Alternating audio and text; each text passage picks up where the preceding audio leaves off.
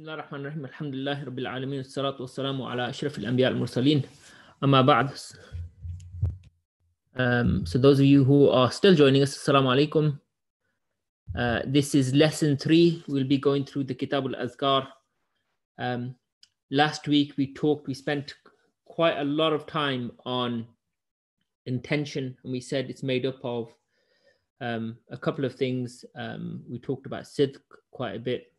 We talked about defining what sidq is and what husn al-niyyah is. And there were lots and lots of questions. And then towards the end, if I remember correctly, we talked about fada'ilul a'mal. So, the Sheikh mentions, and I've put this, you can probably see it on the screen, it says lesson 3, but I think we've covered this bit where he says, اعلم أنه ينبغي لمن بلغه شيء في فضائل الأعمال أن يعمل به ولو مرة واحدة. He says that, he says, no, so he's addressing the reader, so that's all of us. He says, know that whenever something reaches you, something that's good, someone is implementing, doing something that's good, he said, it is recommended to try and do that thing, even if it be once in your life. Yeah. And if that means that you do it once and you never do it again, that's fine. And this is because of the hadith. The Prophet ﷺ said, إِذَا أَمَرْتُكُمْ بِشَيْءٍ فَأْتُوا مِنْهُ مَسْتَطَعْتُمْ. That if ever I command you to do something, then do of it whatever you're able to do. So that's the important bit. The mastata'tum is extremely important. It's the bit that it's just what you're able to do. Now, each and every one of us knows our own capabilities and limitations. And although we shouldn't live, we shouldn't be defined by our limitations. That's something that it's just not a good habit to have. It's from the, Muslims have always been, aspirational, because it's a deen that's encouraged us to be aspirational. Yeah. In a time when other religions, etc., were discouraging the study of just knowledge itself.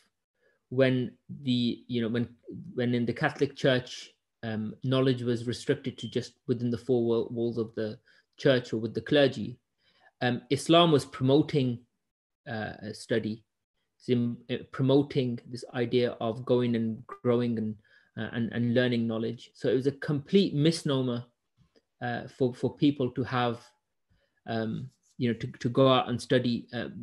Sorry, not a misnomer. It was a complete a radical shift from what people are used to, a religion that was encouraging people to think for themselves and go out and learn and find God. And Stanley Lane Poole, he wrote a book on Muslim Spain. He himself isn't a Muslim. And he wrote, which kind of is etched in my mind, he said, and it was this is his quote, it's not a direct quote, but it's pretty much what he said, that in a time when you couldn't find a single library in the whole of Europe, just Abdurrahman II, just one caliph or sultan in Muslim Spain, had 50,000 books in his library. And that was just one of his libraries. And we know that some of the sultans had 3, 4, 5 libraries. So just imagine 50,000 books. That was a religion that promoted this. A lot of the knowledge that's reached the Western world came through the hands of Muslims. If you take, for example, one of my classes, I even demonstrated this. I put up a picture of the British Pharmaceutical Society emblem. And if you have a look at that, I'd encourage everyone here to just take a look at that, and you'll see 2 people on there. One is Hippocrates on the right. Yeah, if you're facing the emblem on the right hand side, there's a man, and that's Hippocrates. And Hippocrates is where you get the Hippocratic Oath.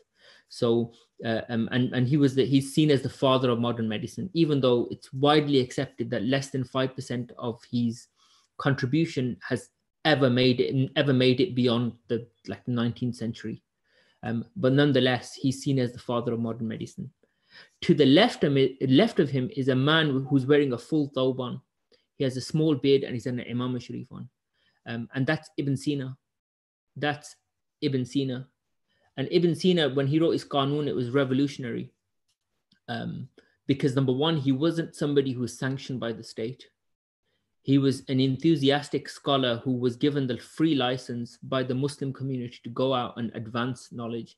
And we know by his own admission, he said he mastered medicine by the time he was 13 years old. So he was a fully fledged physician by the time he was 13. And he was bored. So he went out and studied various other disciplines. He studied philosophy, he studied all the ulum, because medicine wasn't that difficult for him anymore. So what we have is the Qanun of Ibn Sina, which to this day is still, as far as I've heard, it's still taught in universities like the University of Cambridge. So hugely influential. So this is a deen that promoted people to go out and study and learn and teach knowledge. We'll see throughout this lesson, inshallah, that the Shaykh, he does, when we talk about Kitab al-Adhkar, when we talk about Adhkar, he does make this point that actually don't be fooled into thinking Adhkar just means the specific litanies that you read. Yeah, that would be a mistake. Please, can you tell us what page in the book you're discussing? I have the book and would like to follow. Thank you. Okay, so this would be in the, right at the beginning, he has something. So before he gets into the main discussion, there might be, I don't have the English. So if someone has the English, maybe you can encourage, you can just tell it, page 36, perfect, okay. So just try page 36. If I'm assuming it would be the same translation. I'll give you a second, inshallah. If you find it, just give me a yes and then I'll carry on. I'm really pleased, by the way, that somebody's following. Those of you, if you can purchase the book or if you can follow online, and please do. It's good that that's kind of one of the objectives of this. Thank you, found it. Perfect. Alhamdulillah. So we will see as we go through today's lesson that the Shaykh does emphasize that dhikr is beyond just litanies. There's more to it. So anyway, going back to this point, the Shaykh says that you should do a good action even if it be once, just for the sake of fulfilling the practice of the Prophet, and it falls back on this hadith. Whenever the Prophet calls to something, whenever he tells us to do something, to do whatever we're capable of doing, yeah, even if that's a small amount.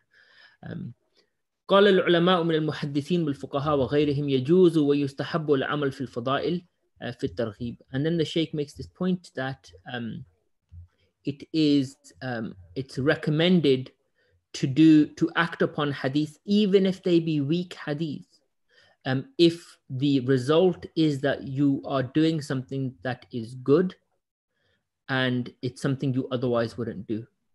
Yeah. And the reason why that is because really you don't need evidence to do something good. Yeah. So you don't need evidence to do something. Now there are certain things that are considered quote unquote good, which are defined purely through the Sharia, it's purely through God. So these are goods that we believe are good and wrongs that we believe are wrong because God tells us, right? There are those things, and then there are things that generally all human beings, most reasonable people would agree that they're good to do. You don't need evidence to go and help somebody cross a road. You don't need evidence for that. Yeah. So the reason why we say you can use weak hadith when it comes to fada'il al-a'mal is fada'il al-a'mal are things that you already recognize, intrinsically know are the right or the good thing to do. And actually sometimes finding a narration to support that gives you that impetus that you need to go and actually do it. Yeah, which is why it's important for us to even read weak hadith and act upon them where we recognize there to be some good. However, if there's a prohibition in a hadith that's weak, then you don't act upon it.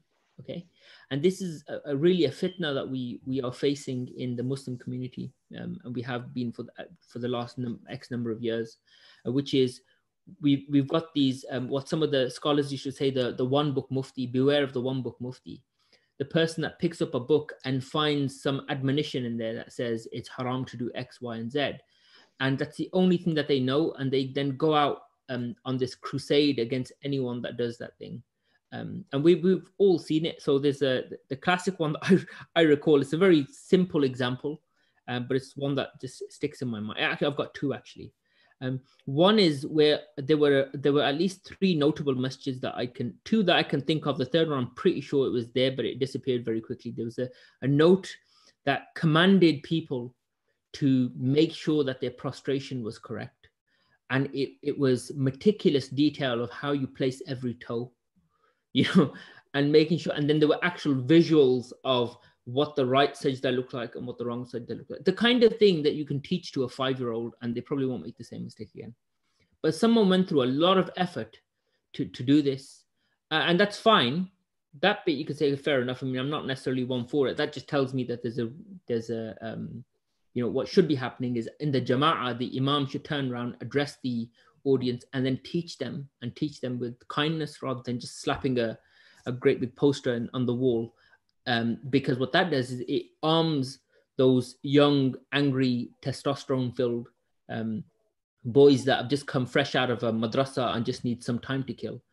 They go in and then they hold people to it.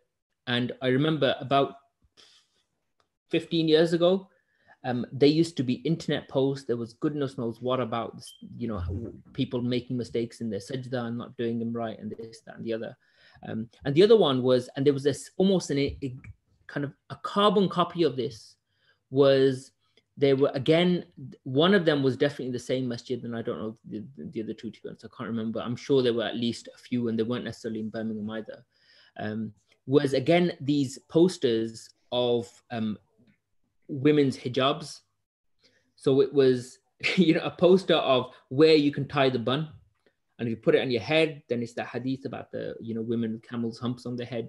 And then if it's a bit lower, then it's this. And if it's a bit, I thought to myself, my God, how did somebody actually find the time to even find a diagram or and not only that, but they probably went on to something like fiverr.com and paid somebody to actually draw these diagrams out. And then in very bad English, wrote it out and explained this hadith and then plastered it on a wall. Only for it to about a month later be just partly torn, and it's just laying there like it's literally on a pillar in a masjid, and half of it's off, and then when it gets crusty and moldy, and then 5 years later it's still there but it's changed color. So a lot of these masajids have this, and I just think this is where I bet the guy who wrote that was in one of those moments where they've just learned something and they're passionate about it. And actually, if you take a step back and just if you're going to make that your life's goal, then at least read more than just one hadith. Read a few hadiths, try and get the nuance of it. And it may be that in the end you conclude the same thing. But actually, by having more time, maybe you'll have a more balanced approach. Maybe you'll think more about the goal rather than the fire that's in your belly at the time. Because sometimes when the fire is in your belly, you just want to do something. It's about just being very reactionary and just getting something done. But sometimes that something that you want to do isn't effective. So the only person that's felt better at the end of it is you. Everybody around you is just annoyed because they've got another poster they have to deal with, and no one's going to pick it up when it's on the floor.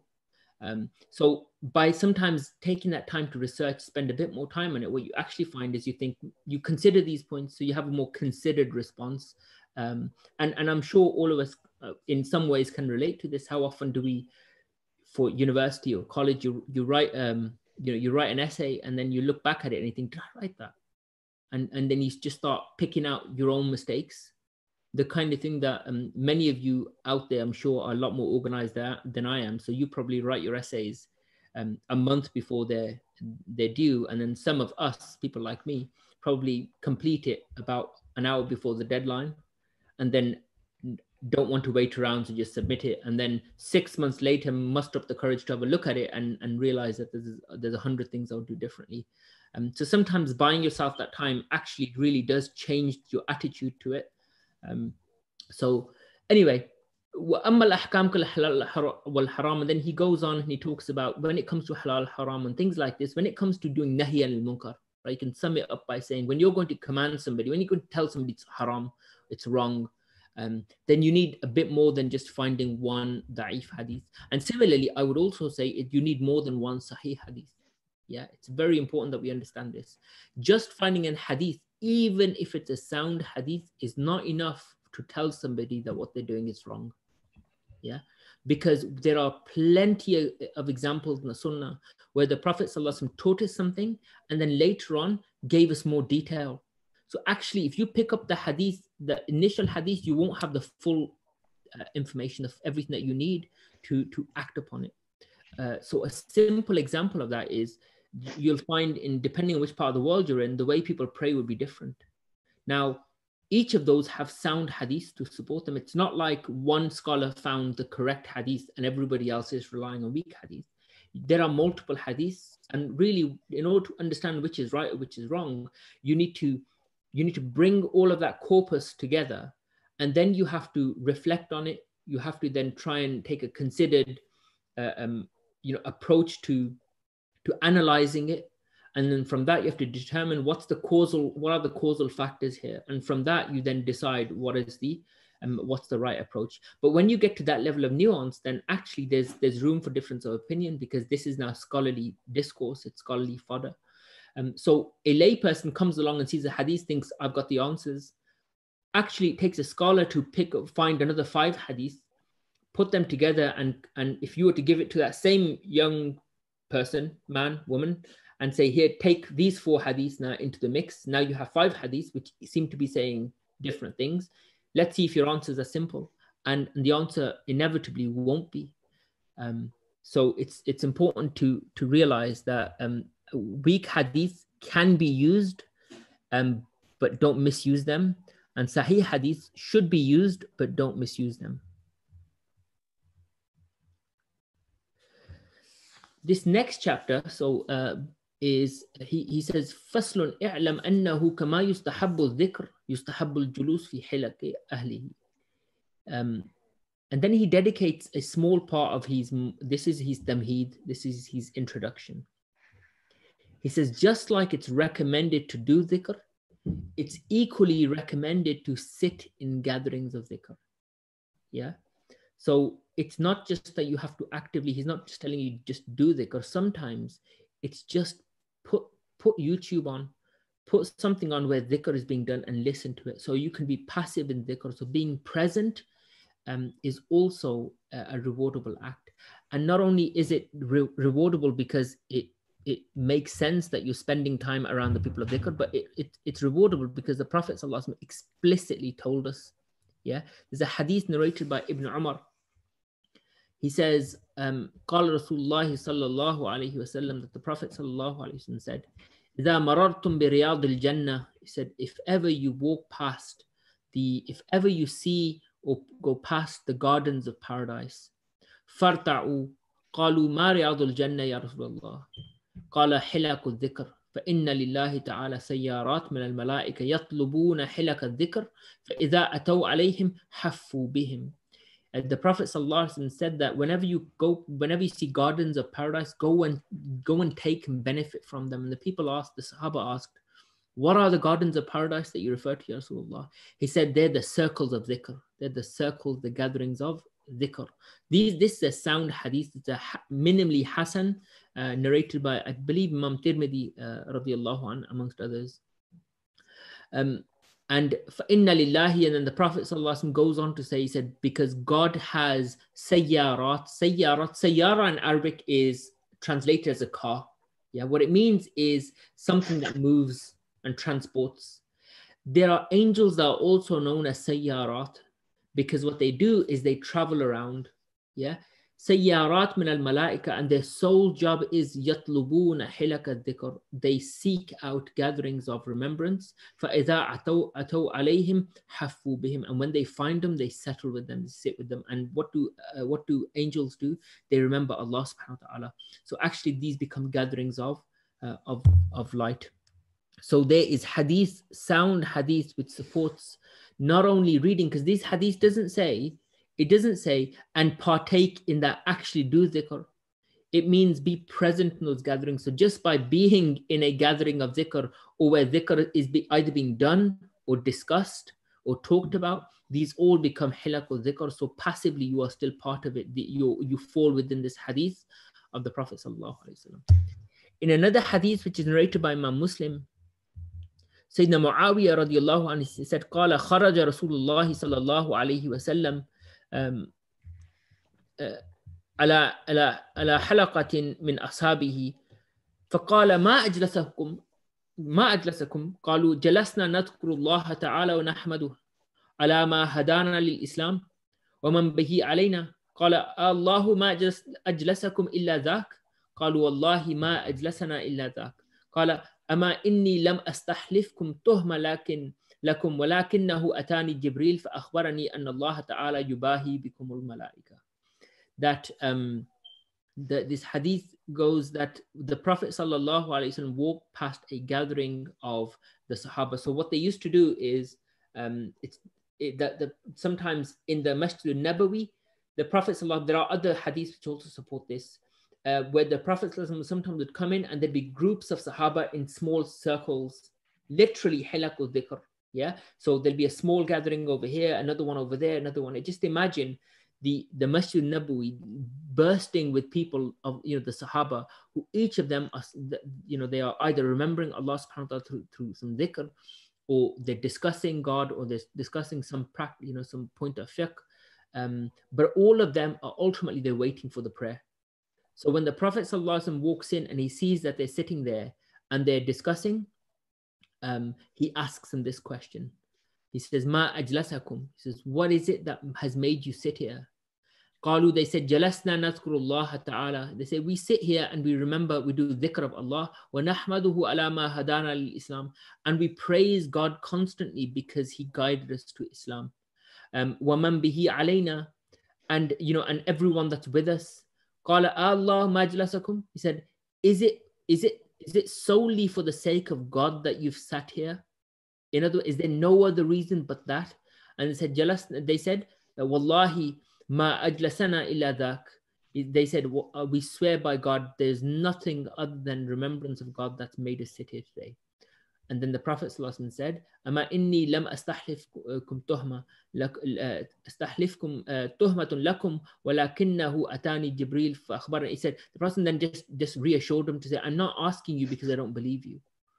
Yeah. So this is from the sunnah of the Prophet ﷺ, by the way, that he would never let somebody feel like he was questioning them or doubting them. He would always reassure them. And this is a beautiful example of the reassurance of the Prophet. He didn't need to say that. He said, but he did. He said, I'm not casting any aspersion on you, tuhma. I'm not blaming you. I'm not doubting you. I just ask you because Sayyidina Jibreel just came to me and said that the angels are boasting about you in paradise, and I want to know why. Hadith in Sahih Muslim, which tells us that, again, it just shows that it was quite normal for the Sahaba to gather, to remember Allah subhanahu wa ta'ala, to praise Him. And also what it suggests is that they did this off their own back. The fact that the Prophet sallallahu alaihi wasallam asked them this tells us that it wasn't something that he had directed them, as in explicitly directed them to do. So that becomes a sort of evidence for us to say, if there's something that you believe or deem to be good that doesn't contradict the Sharia, and nor is it a act of worship that has to, a type of worship that comes directly from God, like adding a sixth prayer, for instance. I mean, there's 5 prayers. We don't know the wisdom of why there's 5 and not 4, or 5 and not 6. We cannot add a 6th prayer or take away a prayer. That's not within our gift to do. But for us to read nafal and to do as many nafal as we want, that's completely allowed. We don't have to find a hadith that says you are allowed to read X amount of nafal on a particular day. You can do as many as you're able to do. It falls within the hadith that we covered earlier, which is whatever the Prophet ﷺ has commanded us to do. So he's commanded us to pray.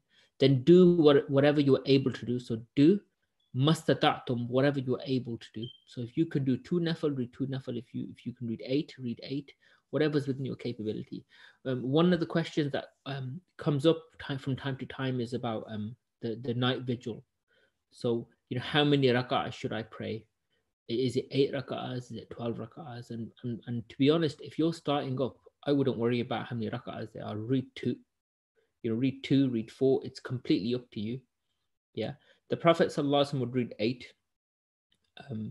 But there's also narrations that he read more. So don't necessarily think that you have to get bogged down in the particular in the specific details of these sorts of things. And often it's worth just stopping and asking yourself, well, why am I so interested in this? Because just kind of think of this as almost like a distraction. You know, if I know I've got an exam to do, trust me, everything becomes important but that exam. So I'm suddenly cleaning, I'm looking, I want to cook, I want to paint stuff. Everything seems interesting when I'm trying to avoid the exam. So don't fall into the trap of having a great idea of doing something good, like reading the Quran, reading a chapter, a juz, and then distract yourself away from it by thinking about, well, how many verses are there in this juz? And maybe I should read this translation with it. I mean, because by the time you finish doing all of that, that initial drive that you had will be gone. Yeah. And therefore, actually, on that note, one of the things I say to my students and those who have had this conversation with me will know is that there are at least two types of motivation. There is a short-term energetic motivation that's built solely on glucose. Yeah, it's that sort of, in fact, you can compare it to carbohydrates. Yeah, it's those kind of carby motivation, that starchy motivation, that is a quick burst of energy where you just need to get from A to B. And then there's the more longer term, slow burn motivation. And one of the common mistakes that people make is that we go for long-term endeavors with short-term starchy motivation. And that doesn't work because there's only so much that's going to take you. So what we need to do is we need to transform that. And firstly, stop and ask yourself, how much commitment is this? If you're committing to something for 6 months, don't go for that. I'm really excited. I'm going to just do this. I'm going to head first and see where it takes me. I know people tell us to do that and all of that, but I've been around the block too many times to say, don't make that mistake. It's far better if you just stop for a moment. I'm not saying mull over it for 6 months either, because that would be a mistake. You'll keep putting stuff off. But just for a few minutes, just stop and ask yourself, what is my motivation for doing this? And really, that's where your long-term motivation comes from. So people who study, say, Arabic, their initial motivation is they've seen someone speaking in Arabic, or they've got a friend who started studying Arabic, or they went to a gathering where the sheikh spoke in Arabic, or read something in Arabic, or whatever it might be, and that suddenly becomes, yeah, I want to learn it. Yeah, and that's a great energetic. That's a good driver. Yeah, we need that in order to kind of kickstart that next step of actually committing to something. But Arabic is not easy. It's not something you can just learn in 6 or 7 days, which means if you're relying solely on that energy, then the moment that starch runs out, you're going to be deflated very quickly. Now, if you found yourself paying for a course that cost you, I don't know how much, whatever amount of money, and then after day 6, you're completely deflated, then you've now paid for something that you can't even commit to. And the tragedy isn't even in the money, because to be honest, that's neither here nor there. It's not, hopefully nobody's charging you a life-changing amount of money. The bigger tragedy is that if you've done it and you've committed for 6, 7, 8 days, you may well have the capability to finish Arabic. I'm sure most of you do. But because you relied on the wrong type of motivation, and therefore you had once that energy, that initial drive was gone, you had nothing to kind of clutch onto, and then you just gave up on it. When that happens, the next time you have that motivation, what will inhibit you is your bad experience. So actually, the bigger tragedy is that people who study Arabic and fail never go on to complete it. And the reason for that is because they just never get far enough. Either they've been put off and they wait too long, so it creates bad memories, or it could be because they keep trying and falling on the same hurdle because it's the same motivational issue. And the way to get around that is to stop and say, okay, I'm excited, I'm enthusiastic, I want to study Arabic, but why do I want to study Arabic? What's my reason? And then take yourself to task for it. Why do I want to study Arabic? Because I want to read the Quran. But why do you want to read the Quran? Because I want to read it and understand it, but why? And if you get through the 4 or 5 whys that you need to ask yourself, and eventually when you get to that point and you think it might be because I want to understand God's word, when he speaks to me, I want to hear it and understand it for myself. If that's the moment you arrive at something like that, that passionate, that desire that comes from you almost forcing yourself to critiquing your own thinking, when you do that you become defensive of your own need. And when that happens, you'll now probably hold on to that motivation for a lot longer. So what you're doing is you're kind of converting that short-term burst of energy into something that's a lot deeper and something you're willing to defend and hold on to, because you're going to need that desire, that desire to protect it. You're going to need that when day 6 comes to an end and day 7 starts, when suddenly that burst of energy is gone and now you need something more concrete. And that concrete thing will be on day 7 when you sit there and you think, but I want to understand God. And when that happens, I'm telling you, that will give you the energy that you need to get to the next week. And you'll soon find that the fruits that come with whatever, I'm giving the example of Arabic, but whatever it might be, you'll find it's a lot easier to hold on to something when it has meaning behind it, when it has, when you're clear about what your goals are. There's the great book by Sven Kierkegaard, which I've read a fair amount of. I've not completed it. I was recommended by a friend of mine, actually, and that reminds me I'm going to finish this book. But essentially what he argues is that people get bored when they lose meaning. People get bored when they lose meaning. So if the reason why we give up on things is because we've suddenly lost meaning. Meaning was the initial burst of energy. When that's gone, the meaning's gone. So what you need to do is just find meaning and hold on to it. And then as long as you can fall back on that, there's no one that can stop you from learning anything, Arabic or whatever it might be. So I need to get back to this text, otherwise we will never get through this. There's another hadith where Abu Sa'id al-Khudri and Abu Hurairah radiyallahu anhuma narrate that أنهما شهدا على رسول الله صلى الله عليه وسلم قال لا يقعد قوم يذكرون الله تعالى إلا حفتهم الملائكة وغشيتهم الرحمة ونزلت عليهم السكينة وذكرهم الله تعالى لمن عنده في من عنده.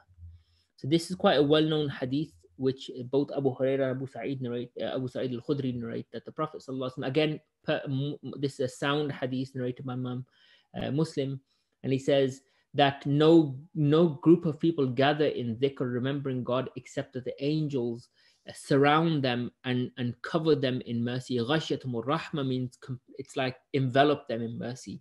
Wa nazalat alayhimus sakina, and sakina, or peace, descends upon them, on their hearts.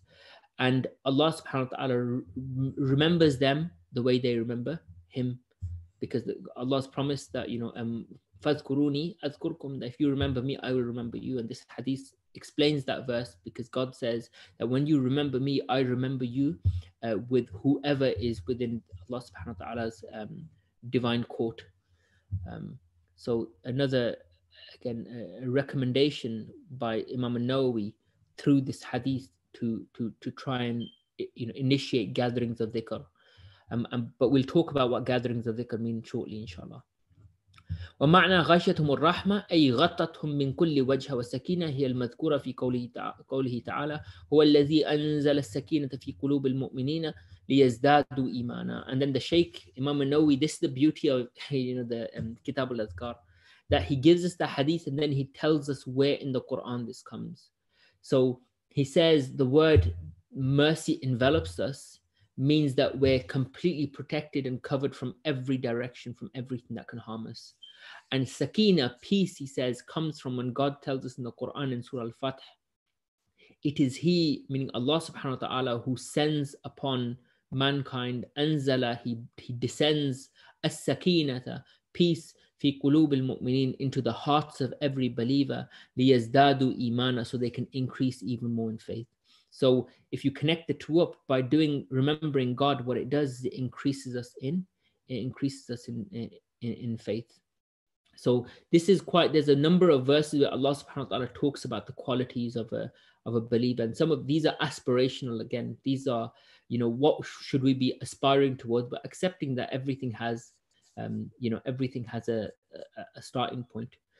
For example, you know, Imam al-Qushayri, rahimahullah, when he was asked about taqwa, which is God consciousness, he said, what is God consciousness? And he wrote, quoting from Dhunnun al-Misri, he says, the lowest level of God consciousness is just to not do shirk, right? To not associate partners with God. That's the lowest form of simply being aware that God exists. So there is a, you know, that's a very low bar. And he said that is sufficient for most people. That's sufficient for most people. And then when asked, well, what's the highest form of God consciousness? And he said the highest form is when people master three things. When you've got three things, then you have reached that maqam. He said the first is where you have complete trust in Allah subhanahu wa ta'ala. And he says that you respect every decision that Allah makes. Yeah. This is called tawakkul, where you have complete reliance on God. He said number two, where you have you're completely satisfied with God's decree. In other words, whatever unfolds, you accept it. Yes, sami'na wa ata'na, we hear it and we obey it and we don't question it. The second level, the second kind of ingredient of that highest form is to be completely satisfied with the will of God. And the third is to be patient with anything that eludes you. Yeah. In other words, when you can't understand something, sometimes it's hard. That's when it's hard to really, put it to God's plan. And he said it's easy to be patient when you understand everything, but sometimes when things get difficult and calamity brings with it confusion, he said then in that state, if you can be patient, then that's the third category of God consciousness, meaning you've completely left your affairs with God. So the lowest level is simply just not to just believe in God. And the highest level is where you have perfected, reliance on God, and you have complete satisfaction with His decree, which is rida. And number three, that you have complete patience in God's decree, which is sabr. So if you all these three things, actually, that reminds me of Ubay ibn Ka'b radiallahu an, the great Sahabi, who was also one of the Qurra of the Sahaba. He was a Hafidh al-Quran, and he used to lead the Taraweeh. In fact, he used to lead the Taraweeh. Ubay ibn Ka'b was one of the Sahaba. Ibn Abbas was the other one, where the Prophet ﷺ would often ask the Sahaba if they wanted to understand the Quran or read the Quran, he should send them to Ubay ibn Ka'b or Ibn Abbas. So Ibn Kathir radiallahu an, he says, Ibn Kathir quotes Sayyidina Umar asking Ubay ibn Ka'b about taqwa in the Quran. He said, Sayyidina Umar went to Ubay ibn Ka'b and said, what does God mean when He tells us to have taqwa, to have kind of this God consciousness? Yeah. And Ubay ibn Ka'b says, like, I suppose this is probably the easiest way to understand it. He said, just imagine a path. Have you ever walked down a path before? And Sayyidina Umar says, yeah, many times. He said, and how does it feel? He said, it's just getting from A to B. It's getting to where I need to get to. He said, imagine if it was a thorny path. And he said, how would you get through it? He said, I'd do what it takes. I'd, roll up my sleeves and I would try and dodge what I could, but I'd get to where I need to get to. And he said, and how would that feel? He said, it would be very hard. He said, and that's taqwa. Taqwa is to realize that the path of dunya is hard. And when you roll up your sleeves and you are prepared for that, and you're trying to dodge what you can, and every now and again you step on a thorn, that is God consciousness, that you at least make the effort to be aware that there is more to this world than just this world. What does it mean to not be patient, i.e. when it is deemed that one isn't exercising sabr? There are hadiths about this. Actually, I think there's a section dedicated to this where we'll get to this in a bit more detail. But I did also cover this briefly in the last session. it really depends on what it is that we're talking. So there's sabr in terms of the state of the heart, right? The spiritual sabr, and then there's sabr as in the physical manifestation of it. So when somebody dies, we have a specific example of what sabr looks like, because the Prophet ﷺ said to the woman who lost her spouse and she was crying, the Prophet ﷺ said to her, just be patient, isbiri, have some patience. Which tells us that the way she was crying, so the commentator says the way she was crying was what he was referring to. And when she realized that it was the Prophet, because at the time she didn't know who it was, and when the Sahaba told her, because she responded, she said, what do you know about patience? And the Prophet ﷺ walked away.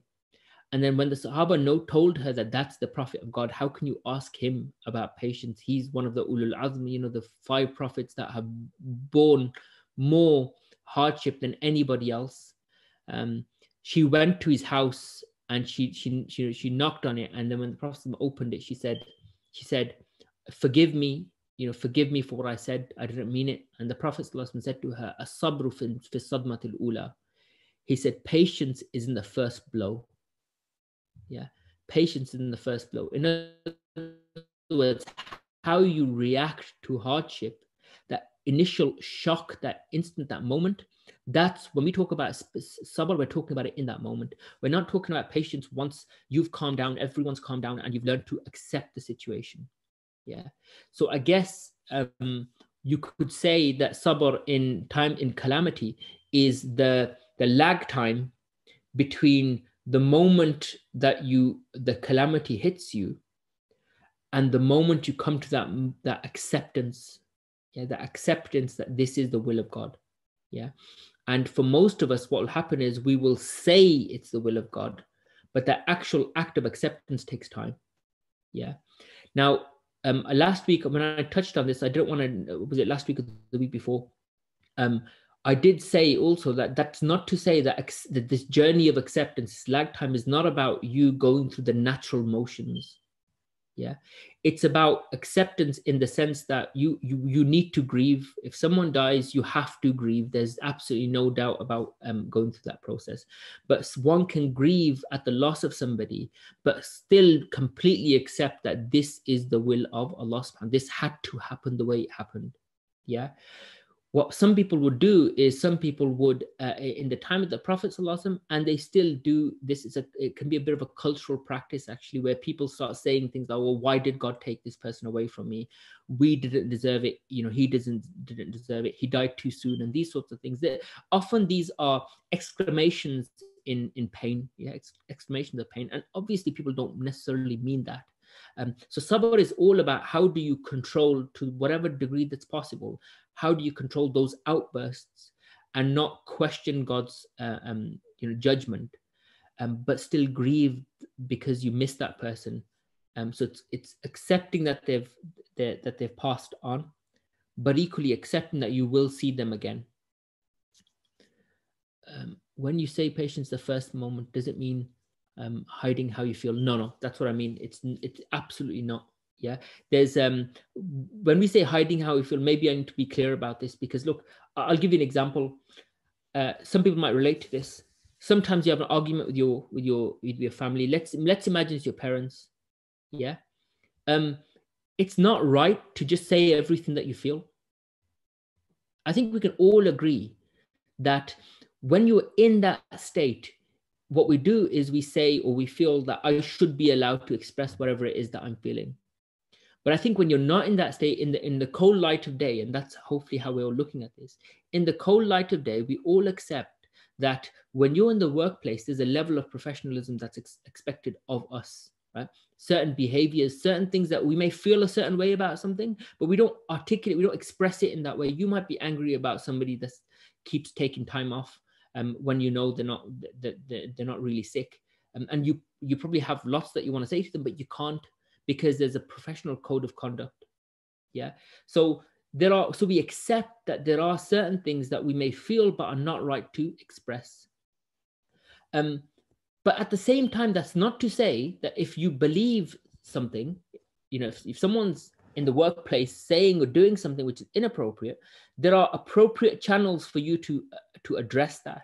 So nobody is saying you should just, you should just have those feelings, keep them in, tough, suck it up. It's more, don't express how you feel at the detriment of yourself. Yeah, it should not come at the cost of yourself. Because when you just do an outburst like that, it's often extremely emotional. It's a lot of anger and a lot of regret. Yeah, a lot of regret, meaning a day or two later, you'll probably regret a lot of what you may say or you said. So that's why the Prophet ﷺ encourages us to be patient in that. Don't say something that you will regret. Yeah. So part of that is don't hold things in. You're allowed to say what you want to say, but say it bearing in mind that there is a code of conduct and expectation, not because somehow the HR department of the dunya is going to do something about it. It's more that you're going to probably regret it. And oftentimes you do. I mean, I'm sure everyone here is, especially now that many of us are probably not around our parents at the moment, that feeling of, I shouldn't have said this, I shouldn't have said that, I should have called them when I did, I should have hugged them more often, and these sorts of things. These are sense of regret that we feel now, because we've got more clarity now that we don't have that. So it's really easy to just get things off your chest and then regret them later on. And it's also, you have to remember there's ego involved in this too. So part of being patient is to prevent your ego from taking over. When this is particularly the case in marital relationships, just imagine if both husband and wife decided that, okay, from now on, both of us can say absolutely anything we feel to each other. It may sound like, for some of us, it may sound like, oh, that's the perfect relationship. It really isn't. It really isn't. That's not what you want. You want for both people to bite their lip, that when one's angry, the other one's forbearant, and when one's forbearant, the other one to learn from that. So the idea is you grow from each other's behaviors. You don't mirror each other's behaviors. That's the worst thing that you can do. Yeah. So no, there's sabr does not mean censorship for the sake of everybody else. It's censorship, if you want to use that word, for your own sake, because you'll probably regret it a bit later on. Yeah. Because look, we all believe, I mean, the premise of this Kitab al-Adhkar, by the way, is that we believe in Allah, we believe in God. So we believe in that there'll be a reckoning. We believe that God will take us to task for everything we said, we did, and how we behaved, all of these things. So if that is the case, then saying, something that was just, inappropriate, well, we believe that we'll be taken to task for it. So part of patience as a spiritual struggle is, and it is a struggle, is to how can I work on myself so that my reactions are not like that, are not extreme in that way. Yeah. But pain is pain. I mean, hurting is hurting. If a sister has said, or a brother has said to you, like your own sibling has said something to you that's really hurt you, I'm not saying on the inside you're not screaming. I'm not saying on the inside, someone's not thinking, oh, what kind of brother or sister is this? And how could they do this? And they clearly hate me and I hate them and all of that. And that probably is happening.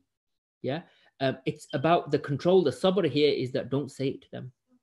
Because if you say it to them, it'll cause them pain.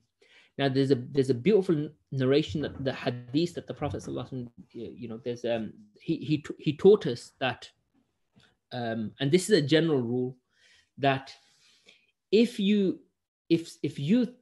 feel something that's wrong, in this case, you want to tell somebody you hate them and you're angry with them, or you feel angry because somebody has passed on and you've kept it inside, but you did it for the right reasons, that you don't want to necessarily have an outburst and say something you may regret, then we know that a person who does that gets a reward for it. So not acting upon something, feeling that it's wrong, not acting upon it is actually a rewardable action. Yeah. So to not act upon what is quote unquote a sin is actually a rewardable action. So we should, it's not just that we're just good, don't, I'm not saying we should become pressure pots of frustration. I'm just saying part of sabr is that you just be careful that there's an expected code of conduct, and adhere to it to the best of your ability. That's what we call spirituality. And part of that, by the way, to achieve that, you need to have people around you. And that's the other thing, I guess, that's important here, which is suhbah. Sohbah is extremely important. We cannot do this. How can I be patient if I'm around people who are aggressive all of the time? It's very hard to do that if I'm around people who are very emotive. It's extremely difficult to do that. And there's the Quran, Surah Al-Hijr, Allah tells us, فَاسْفَحْ السَّفْحَ الْجَمِيلِ. Yeah, فَاسْفَحِ السَّفْحَ الْجَمِيلِ. Like, be well-mannered with one another. Yeah, just conduct yourself well. And there's a hadith, and actually in relation to we talked about taqwa, and this is a lot of this kind of this act of patience with people around us is about within the chapter of spirituality is called husnul khuluq. It's about how you conduct yourself with people around you. Yeah, and one of the things that the great scholars of the past would emphasize is, as I said, good suhbah. Right? It's being around. If you are around people that embody these characteristics, then you will take on these characteristics. You can't not to that. The hadith, the Prophet ﷺ tells us that if you go into a blacksmith's shop where there is oil and coal everywhere, then you're going to come out covered in that. And if you go into a perfume shop, you're going to come out and you'll be affected by that fragrance. And what that teaches us, that actually our companionship has an impact on us spiritually. There's a beautiful hadith where the Prophet ﷺ said, and we should take a lot of hope in this. أكثر ما يدخل الجنة التقوى وحسن الخلق. The Prophet ﷺ said, he said, the thing that will enter most people into paradise are two things.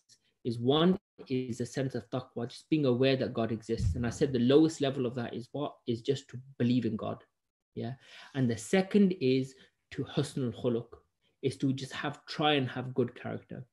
Another hadith, خالق الناس بخلق حسن.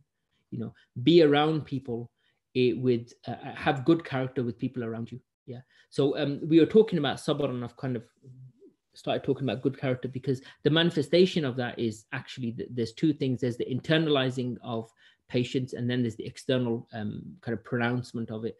And the hadith that we have on patience is very much about the external pronouncement of sabr. How do you pronounce sabr or patience or show patience externally?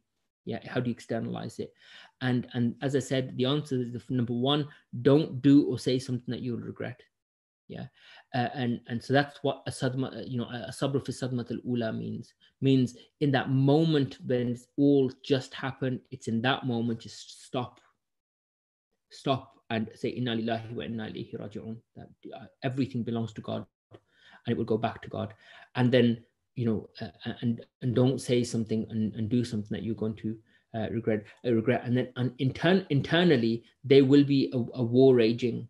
And and this is where it's really important that we understand this, is that there's a war raging, but you are not supposed to, you should not bottle it all up. I'm not saying bottle it up. That's absolutely the wrong thing to do. This is more about appropriately sharing it or sharing it with the right people and getting the right. So that's why I talked about company, because with the right people around you, they can help you through that. So, and that means if we need to cry, then so be it. We need to cry, but cry with the people of good, with the company that you can trust, with people you can trust, and then they should give you good counsel. So they're the ones that should be saying, be patient, and they're the ones who should be saying, look, there will be this is part of God's plan. That's the people that we want around us. Yeah. So it's how do you suggest we respond to abusive family members, spouses, especially family that is older than you? Always biting tongue can be detrimental. So that's a good question. And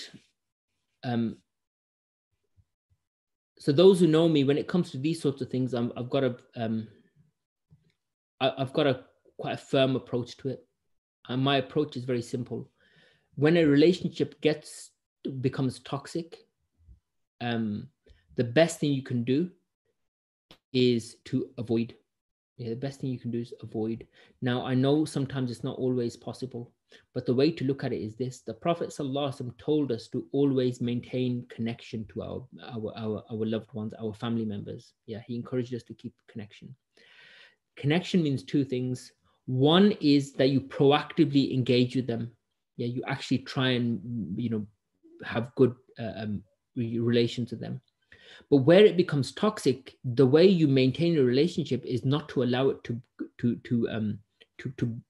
go any further, right? As in, you don't want to destroy it.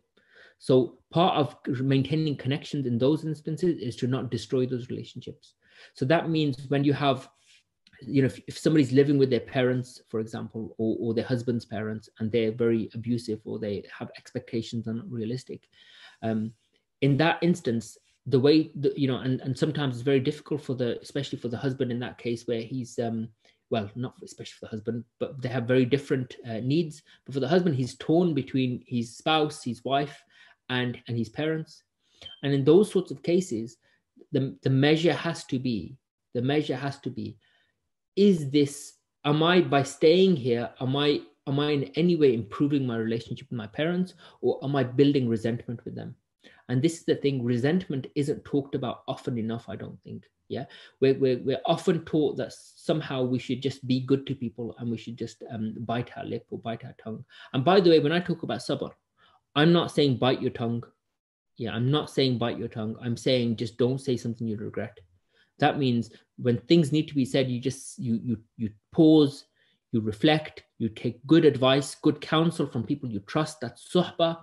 You speak to people, and then when you've got enough of a breadth of opinion, what you do is you distill it down to a few compelling points that you then go and share. And what that's done is it's given you time to cool off. It's given you time to not say something in a reactive way, which will destroy that relationship. Yeah. But it doesn't mean that you're going to go in and somehow everything will be perfect, because it probably won't. Yeah. And this is where I'm saying part of, our job is to try and maintain relationships with people that are often very difficult to maintain relationships with. And that could be proactively, yeah, where it's still possible to do. And where it's not possible to do, it's sometimes to keep distance. Yeah, it's to sometimes move away from them. So, for example, if you have a friend that you really, you like this person as a friend, but they're really bad company because they probably do things that are not necessarily appropriate for you or not good for you. So, if you're around somebody who might be a great friend but also has a small drug habit, then actually it's safer for you to not be around that person. Yeah. That doesn't mean cut them off completely. It means telephone conversations and try and minimize how much you're physically there, because the harm outweighs the benefit in that case. But what you do is, your test of that relationship is when you tell that person that, look, I can't be around you when you're doing this. And then for them, is your friendship important enough for them to do something about it, or at least attempt to stop? In abusive relationships, if it's something you have control over, then the moment it becomes detrimental to one's mental health, and the way you judge that is you need to go to, I'm presuming whoever this question has been asked for, is if, you go to people that have, either one of your scholars, but ideally, as go to your GP, or the Samaritans are very good for this sort of thing. Yeah, the Samaritans are completely free. They're 24 hours a day. Muslims should make the most of organizations like the Samaritans. There's this whole kind of agenda out there of people, Muslims and others, that say Samaritans are a Christian helpline. They're not. Right? They're not a Christian. Now, they may have foundations in that, but they're not a Christian. They're not there trying to sell you Bibles or anything like that. They are there to listen. So actually what you'll find is it really helps when you get things off your chest. Now, if it's deemed that actually after the few of those, sometimes having that conversation with people, what it does, it gives you clarity. And in that, if you know that this is harmful for you, this is not good for you, then that's when you have to get a scholar involved, or somebody that you both mutually respect, and you need to start some sort of counseling. That may be with the spouse, it may even be with the parents. Yeah, it may even be with the parents. It needs to be done. And if it means that actually this is not going to, and then I think that's probably where this discussion needs to happen. I can say other things, but a lot of it will be tainted by my own experience with people that I've spoken to and people who have been through this, so it'd be quite skewed. So I don't know that the personal circumstance of that individual, but I would start there. I would get a bit of clarity as to how is this for me in terms of my spiritual health, my physical health, my mental health. And then based on that, if you feel like actually this is not something that can be recovered, then it's about getting somebody you both respect in to have dialogue and have mashwara. And at that point, maybe there needs to be some things put in place. And then eventually, if that means that has to come to an end, then so be it. Yeah, so when people bite their tongue a lot, so this is, again, strong feelings about this. Biting your tongue all of the time is not good for you. It's not good for you. It means you're in a toxic situation. Because let me tell you, when you do that time and time again, eventually it will eat away at you and it will destroy that relationship anyway, because what you do is you'll manifest it in passive aggression. And passive aggression, believe it or not, you can see a mile off. And what that will do is it incites that person or those people to do more of it, because what they see is this kind of coldness that they can't quite put their finger on. And what it does, it creates this cycle, this vicious cycle of anger and resentment to one another, something that can probably be resolved very easily. But if you keep going round and round and round, it becomes extremely difficult to deal with. So the solution isn't just to stay in that situation. If it's a friend, you need to step away, or you need to have a very frank discussion with them. Based on receiving good counsel, if it's haram to tell people your sins, how will people stuck in a sin, e.g. gambling or addiction? It's not haram for people in that situation. Yeah, if somebody needs help, it's absolutely it's wajib. So I'm happy for people to even tell people that it's wajib to attempt to seek help if somebody is going through an addiction, whatever that addiction may be. Right, so gambling addictions, people have drug addiction, people have all sorts of addictions. And I've been in this game for long enough, and I've seen some addictions which people are very open about now, which once upon a time were real taboos. But actually, I have a lot of respect for those people, because that's a first sign, even as the person on the other end of it, that's a clear sign this person wants to change, when it's something that feels so personal to them, and yet they come and they openly say, this is, lay it bare, this is my issue, how can I move forward? And the thing is, when people do that, you kind of almost have already solved your gambling problem when you've done that, because the hardest step is accepting that one has an addiction and going to somebody that they're willing to listen to actually get that addressed. Can you tell us what nafl means in English, please? Nafl means supererogatory. It means something extra. Yeah, so doing any extra. So for example, fasting, which the word for it is sawm in Arabic. So if you do extra fast outside of the Ramadan fast, they're called nafl fasts. If you do extra prayers outside of the 5 prayers, daily prayers, they're called nafl prayers. So nafl just means extra or supererogatory is the fancy term that people use. The Shaykh then goes on to al-dhikru yakunu bil-qalb wa yakunu bil-lisan. وَالْأَفْضَلُ مِنْهُ مَا كَانَ بِالْقَلْبِ وَاللِّسَانِ جَمِيعًا. The Shaykh then goes on to talk about types of dhikr. And he says, look, sometimes dhikr is done with the heart and sometimes done with the tongue. Yeah, there's patience with the heart and then there's patience with the tongue or behavior, physical behavior. So they're not necessarily the same thing. So he says, وَالْأَفْضَلُ مِنْهُ مَا كَانَ بِالْقَلْبِ وَاللِّسَانِ جَمِيعًا. And the best thing that you can do is do dhikr. Dhikr means remembrance of God. Remember, he hasn't told us what that remembrance is yet. He's just saying to do remembrance. He said is to do it with both the tongue and the heart. Likewise, the best form of patience is the patience that is where the heart is completely content with God, and physically and how you behave is also in line with that. But that's not to say that people master that straight away, because we don't. 99% of us will probably stay in that first level, which is we physically are patient, but in terms of internally, there's a war happening. Yeah. And as I said in the last session, our job is not to worry about the end goal. Do not worry about whether you ever achieve the end goal or not. The only thing we're accountable for is the desire and the want and the actual journeying to try and improve ourselves. even if that's the tiniest step every single day, every single month, every single year. Yeah, it doesn't matter. Just try and always progress. In kind of spiritual terms, what they generally, what they say is this, the kind of the mystics say, you know, you either go forward or you go backwards. There's no such thing as stagnation. Yeah, you either go forward or you go backwards. So let's try and endeavor to constantly move forward. So he says, al-afdalu ma kana bil qalb wal lisan jami'. And the best type of dhikr you can do is where your heart is remembering God, as in it's you're physically present when you close your eyes. Your tongue is moist with the remembrance of God, but your heart is also present in that remembrance. فَإِنِ اقْتَصَرَ عَلَى أَحَدِهِمَا فَالْقَلْبُ أَفْضَلُ. He said, but if you had to do one, right? If there was to be one which is greater, then he said it's the heart. Yeah, it's better to stop and have engaged the heart with God, right? And what is that? So what does that mean? Right? So moving away from because that seems quite obscure. What does that mean?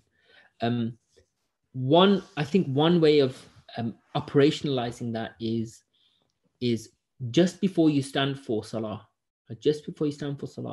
take a second or to just sit down, or in fact, you can even stay standing.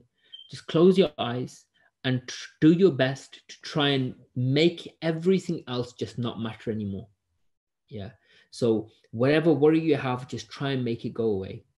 That's the challenge. Just do that. Just try and make it just seem, if it's something that you really, if it's you know, I've got money problems, just close your eyes and tell yourself that it's tell yourself this, that you know, the last time you had a major problem was probably about 6 months ago, and guess what, 6 months later that's no longer a problem. You have a new problem. Trouble is, we make something the biggest problem because it's the highest problem on our list at the moment.